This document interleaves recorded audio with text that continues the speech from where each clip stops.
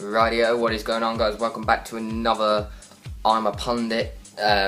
Basically, game today going to be Southampton-Everton. It was on at 12:45 on BT Sports. Everton fans, you must be absolutely buzzing. What a performance! And Southampton fans, maybe not so buzzing. Not the best of performances. Now we'll start with Everton. Lineup was good. I think they actually do have got quite a dynamic formation that you got going on with, obviously you had Barry, McCarthy and Cleverley as your three midfielders, and then in sort of just in front or left wing, however way you want to look at it, you had Barkley on the left, Lukaku in the middle, Kone on the right. It's quite a dynamic formation. I noticed sort of like Barkley and Kone were sort of dropping in as kind of, wingers when defending, so it's kind of like a 4-5-1 on the defence, but on the attack it was a 4-3-3. So yeah, it's quite a dynamic formation. You've obviously got McCarthy and Cleverley, kind of like free roles in the midfield essentially.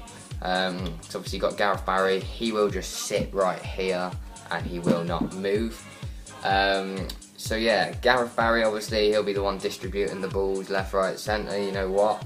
And then obviously you've got McCarthy and Cleverley, getting maybe up and down the wings sometimes. I noticed McCarthy did it a couple of times, Cleverley not so much.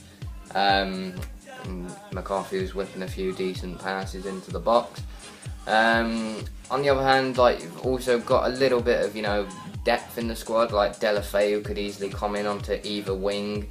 That is obviously if Everton stick with the 4-3-3.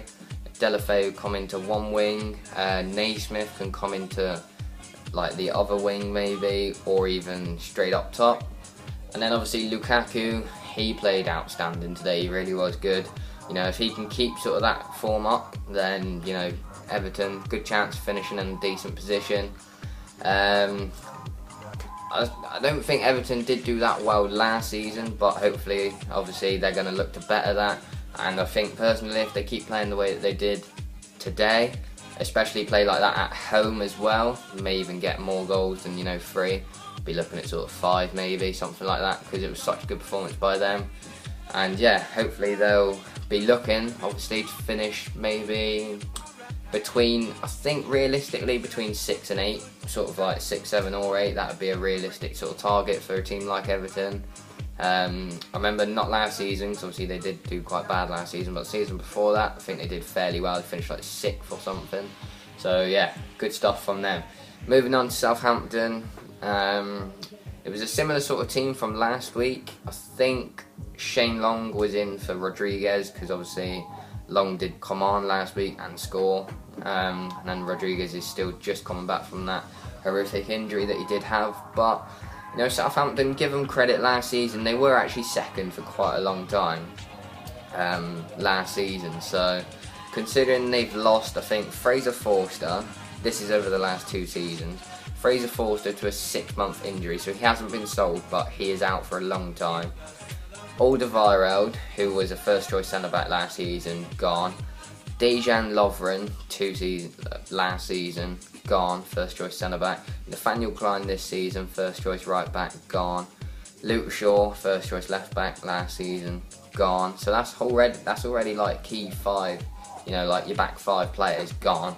Midfield, Schneiderlin, gone, ball winner, good, one of their main players really. Lallana, their creator, goal scorer, gone.